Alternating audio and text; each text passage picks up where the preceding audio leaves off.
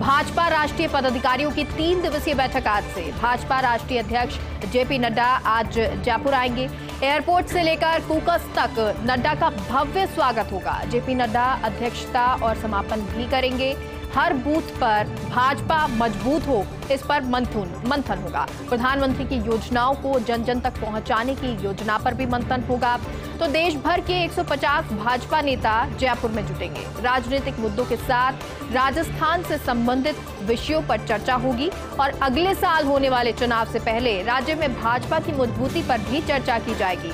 आज शाम को पार्टी पदाधिकारियों की बैठक को संबोधित करेंगे नड्डा। तो आज से ही बेहद खास बीजेपी के लिए, और क्योंकि 19 से लेकर 21 तक ये खास कार्यक्रम चलने वाला है, 3 दिवसीय बैठक आज से शुरू हो जाएगी। तो ऐसे में भाजपा राष्ट्रीय अध्यक्ष जेपी नड्डा आज जयपुर आएंगे और एयरपोर्ट से लेकर कूकस तक नड्डा का भव्य स्वागत भी होगा।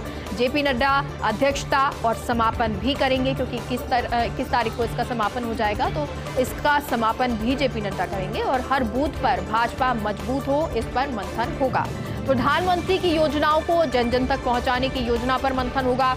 तो देश भर के 150 भाजपा नेता जयपुर में जुटेंगे। राजनीतिक मुद्दों के साथ राजस्थान से संबंधित विषयों पर चर्चा होगी और अगले साल होने वाले चुनाव से पहले राज्य में भाजपा की मजबूती पर भी चर्चा होगी। आज शाम को पार्टी पदाधिकारियों की बैठक को संबोधित करेंगे नड्डा।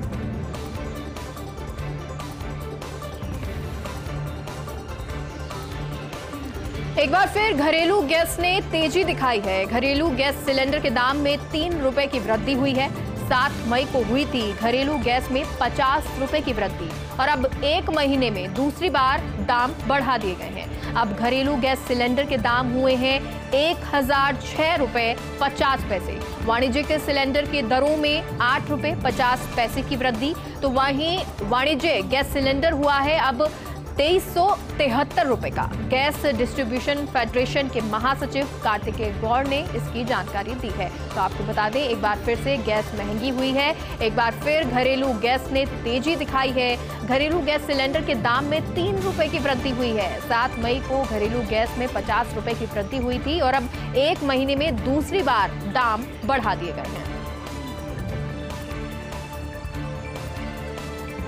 कच्चे तेल के दामों में नहीं रुक रही वृद्धि। आज अंतर्राष्ट्रीय बाजार में कच्चे तेल के दाम 109 रुपए 35 डॉलर पर पहुंचे हैं। तो वहीं 2 महीने पहले अंतर्राष्ट्रीय बाजार में कच्चे तेल के दाम पहुंच गए थे 128 डॉलर के पार। लगातार बढ़ते दामों से भारतीय बाजार में हलचल मची हुई थी। हालांकि अभी भी सामान्य दर से लगभग 30 डॉलर ज्यादा कच्चे तेल की कीमत से ऐसे में भारत में पेट्रोल डीजल के दामों में वृद्धि की आशंका बनी हुई है। आज रसोई गैस और कमर्शियल सिलेंडर के दाम बढ़ा दिए गए हैं और दामों में वृद्धि के पीछे रूस यूक्रेन युद्ध का असर बताया जा रहा है, क्योंकि रूस और यूक्रेन का युद्ध चल रहा है और ऐसे में ये भी बताया जा रहा है कि जो दाम बढ़ रहे हैं वो कारण यही युद्ध है, क्योंकि कच्चे तेल के दामों में अब वृद्धि नहीं रुक रही है। अंतर्राष्ट्रीय बाजार में देखें तो जो दाम है तेल के वो बढ़ते जा रहे हैं और 2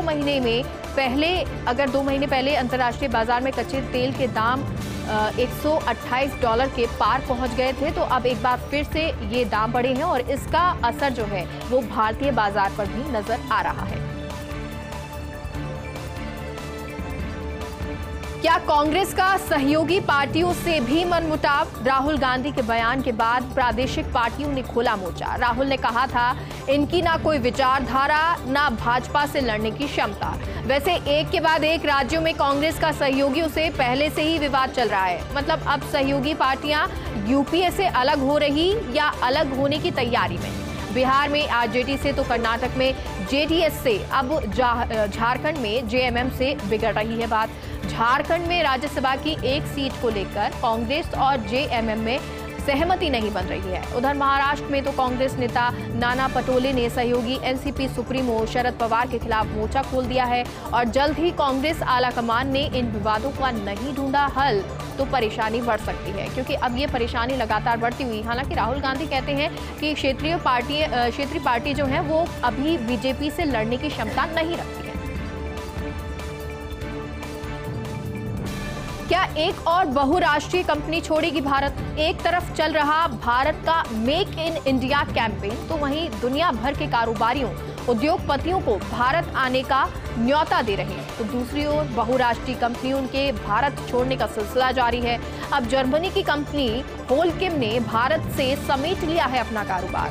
ज्यूरिख की कंपनी ने सीमेंट कारोबारी का हिस्सेदार को बेच दिया है करीब 82,000 करोड़ में, और टैक्स के ढांचे, श्रम कानूनों और अन्य मसलों के कारण भारत से समेट रही कारोबार और अब दुनिया की कंपनियों की पहली पसंद बन गए हैं बांग्लादेश, फिलीपींस, वियतनाम जैसे देश, क्योंकि अब भारत से जो एक और बहुराष्ट्रीय कंपनी है वो जा रही है। तो क्या एक और बहुराष्ट्रीय कंपनी भारत छोड़ेगी? एक तरफ चल रहा भारत का मेक इन इंडिया कैंपेन, वहीं दुनिया भर के कारोबारी उद्योगपतियों को भारत आने का न्योता दे रही हैं। जयपुर, अजमेर और जोधपुर विद्युत वितरण निगमों में भर्ती। तीनों डिस्कॉम में टेक्निकल असिस्टेंट के 1512 पदों पर भर्ती होगी। पहले चरण की भर्ती परीक्षा 20 से 26 मई तक 10 जिलों में 46 परीक्षा केंद्रों पर होगी। तो वहीं 1512 पदों के लिए 1,67,843 अभ्यर्थियों ने आवेदन किया है। पहले चरण की परीक्षा में कुल 1512 पदों के लिए 10 गुना अभ्यर्थियों को पास किया जाएगा। परीक्षा के लिए जयपुर, अलवर, कोटा, अजमेर, सीकर, उदयपुर, जोधपुर, हनुमानगढ़, श्रीगंगानगर और बीकानेर में 46 परीक्षा केंद्र बनाए गए हैं।